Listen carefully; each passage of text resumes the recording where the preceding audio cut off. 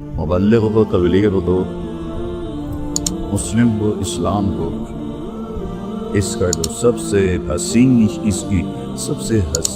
چیز اچھے اخلاق وہ خوبصورت چادر ہے جو آپ کے سارے عیب چھپا دیتی، اور برے اخلاق وہ ننگا پن ہے جو آپ کے سارے عیب ظاہر کر دے۔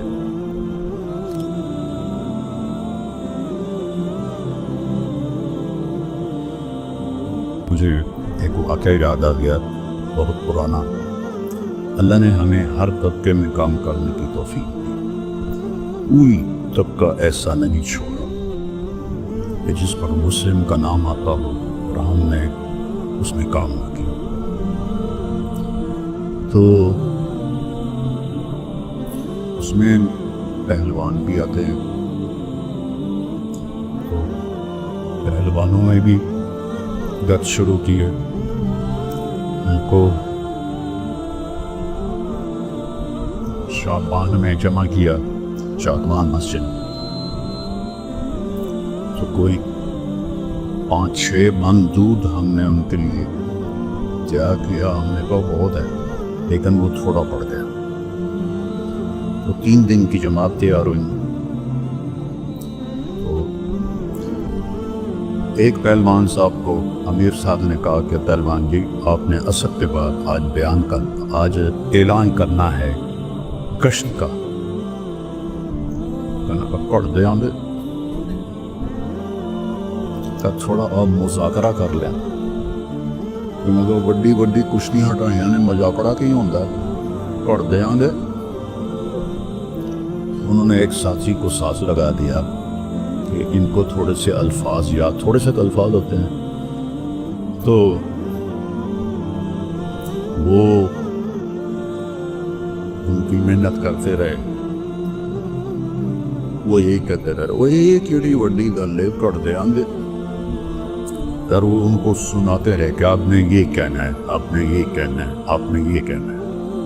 عصر میں وہ ان کے ساتھ کھڑے ہو گئے، سلام پھیرا، ان کا پہلوان جی اٹھو، وعدے لیں، وہ تسی اعلان کرنا ہے، کہا گشت دا، اچھا کھڑا، حضرات ایک ضروری اعلان سنیے، آج مغرب کی نماز عشاء کے بعد ہوگی۔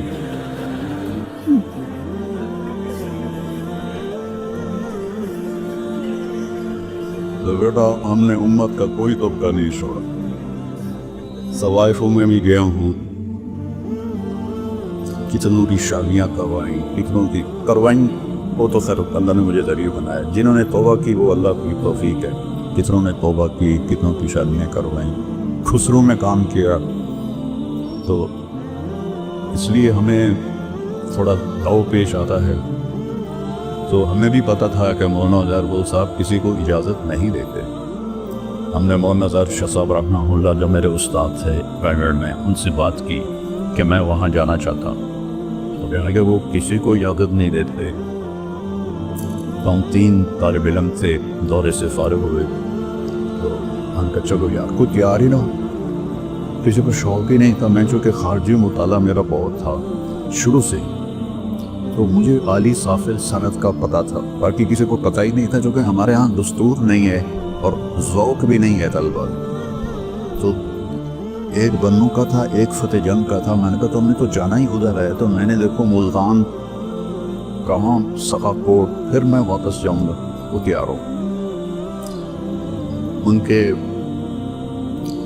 بیٹے تھے جو سخا کوٹ بازار میں کپڑے کی دکان کرتے تھے، ان کو جا کر ملے کہ ہم اس طرح ریمنڈ میں پڑے ہیں، سہیوال میں دورہ کیا ہے، آپ ہمیں لے چلے، ہم نے اجازت لینی ہے۔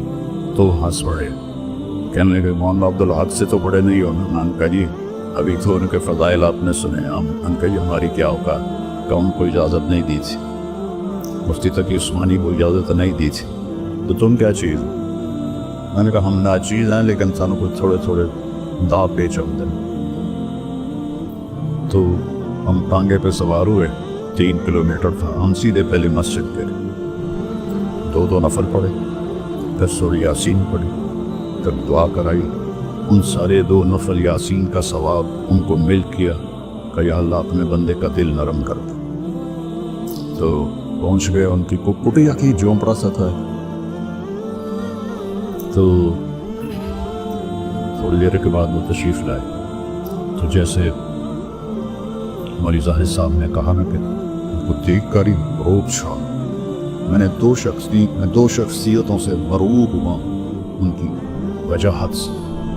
ایک دنیا کا نواب اکبر بگٹی، ایک میں اس کی وجاہت سے بہت مرعوب ہوا تھا، اور دینی شخصیتوں میں مولانا عزیر گل جیسی وجیح شخصیت میں نے نہیں دیکھی۔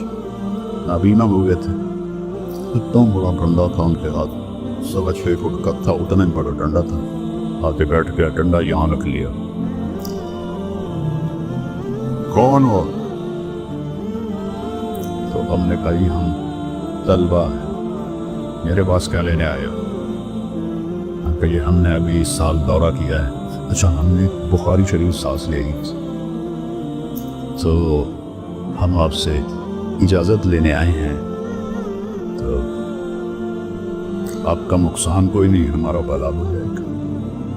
وہ ایسے ہی پا ہو گئے، وہ جو سنا تھا اتنا ناراض ہوئے، اتنا ناراض ہوئے۔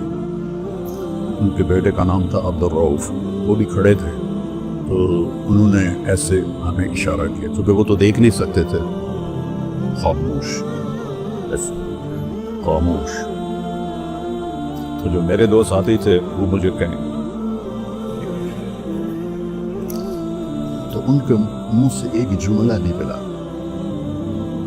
کہنے کہ میں تو عالم ہی نہیں ہوں، اور زبانی اجازت کا تو کوئی گروار ہی نہیں ہوتا۔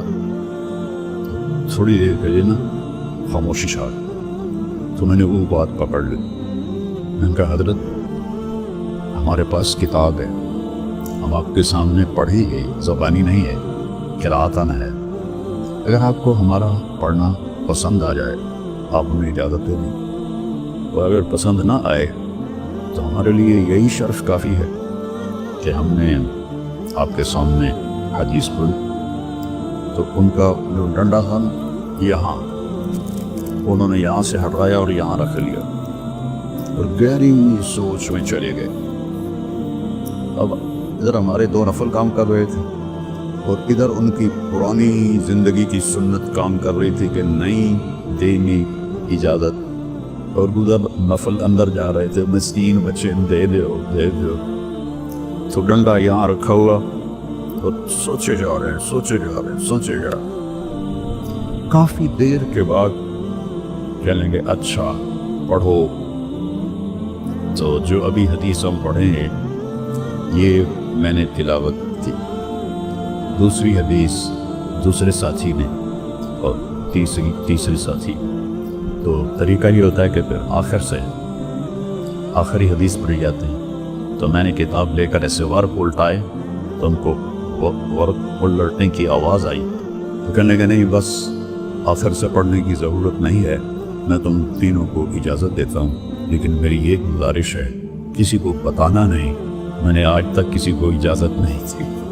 تو پھر ان کی وفات کے بعد میں نے ایسے کہنا شروع کیا، تو اللہ تعالیٰ عربوں میں یہ بہت رواج ہے، وہ ان میں سند حدیث کے یہ سفر بھی کرتے ہیں۔ جابر بن عبداللہ رضی اللہ عنہ اونٹ پہ سوار ہوئے، 1 مہینہ سفر کرتے کرتے مصر پہنچے۔ حضرت عقبہ بن عامر رضی اللہ عنہ کبھی اصحاب صفہ میں تھے، اس وقت مصر کے گورنر نیچے دستک دی، انہوں نے اوپر سے کھڑکی کھولی، کون؟ کہ میں جابر ہوں۔ کہ اوپر آ جاؤ۔ کہ نہیں، نہ تم نیچے آؤ نہ میں اوپر آتا ہوں، وہ حدیث سناؤ جو تم نے اللہ کے نبی سے براہ راست سنی ہے مسلمان کی سطر پوشی کے بارے میں۔ کہاں؟ قال النبی سمعت رسول اللہ صلی اللہ علیہ وسلم قال من ستر مسلما سترہ اللہ۔ کہ بس السلام علیکم۔ پھر 1 مہینہ پورا سفر واپس کیا، ایک حدیث کی۔ آپ کے سامنے ہزاروں حدیثیں صحیح ستہ کی شکل میں پڑھی جائیں گی، آپ لوگ ہم لوگ کتنے خوش قسمت ہیں کہ ہمیں اتنا اللہ نے موقع دے دیا. ہاں تو ایک حدیث کے لیے اتنے لمبے سفر کرنے پڑتے تھے. تو ایک دفعہ میں مسجد نبوی میں چونکہ لوگ اپنے مشہور ہو گیا ہوں تو پھر مسافر ہوتے ہیں, جب لوگ اکٹھے ہوتے ہیں تو پولیس آ کے مجھے پکڑ لیتی ہے. ہر دفعہ ماشاءاللہ پولیس پکڑتی ہے ہوئی تو جان چھڑانی مشکل ہو جاتی. تو میں ایسے ایک کرسی کے پیچھے چھپ کے بیٹھا ہوا تھا. 3 نوجوان وہاں کی جو جامعہ مدینہ ہے وہاں کے, وہ میرے پاس آ گئے. کہنے لگے نستجیزک فی الحدیث, ہم آپ سے حدیث کی سند کی اجازت چاہتے. میں نے کہا او تعرفوننی, مجھے جانتے ہو؟ کہنے لگے لا. میں نے کہا فکیف تستجیزوننی وانتم لا تعرفوننی. کہنے لگے میں سیما کا, تیرے چہرے سے ہمیں اندازہ ہوا ہے. تو میں نے کہا جزاکم اللہ خیر. تو میں نے اپنی سند لکھائی. کہنے لگے وقع تصفر.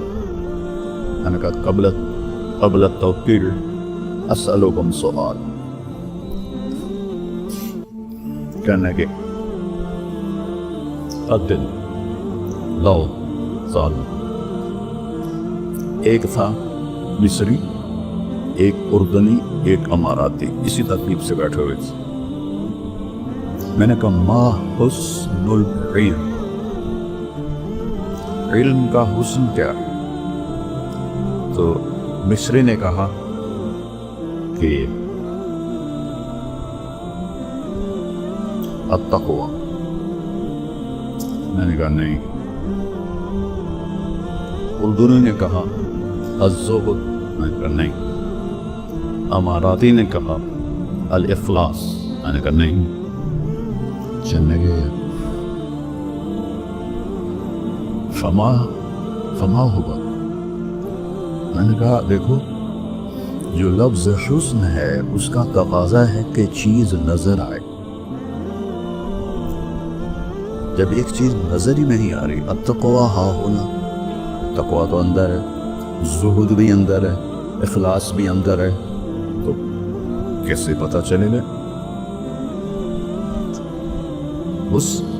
اس چیز پر بولا جاتا ہے جو نظر آ رہی. ہنسی جب وہ نظر ہی نہیں آئی تو ہم اس کو ہنسی بھی کیسے کر سکتے؟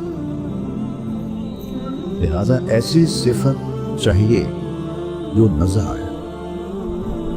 کہنے کہ وہ کیا ہے؟ میں نے کہا حسن العلم والعالم, حسن الاخلاق. عالم ہو, علم ہو, مبلغ ہو, تبلیغ ہو, مسلم ہو, اسلام ہو, اس کا جو سب سے حسین, اس کی سب سے حسین چیز اچھے اخلاق. اچھے اخلاق وہ خوبصورت چادر ہے جو آپ کے سارے عیب چھپا دیتی, اور برے اخلاق وہ ننگا پن ہے جو آپ کے سارے عیب ظاہر کر دے گا.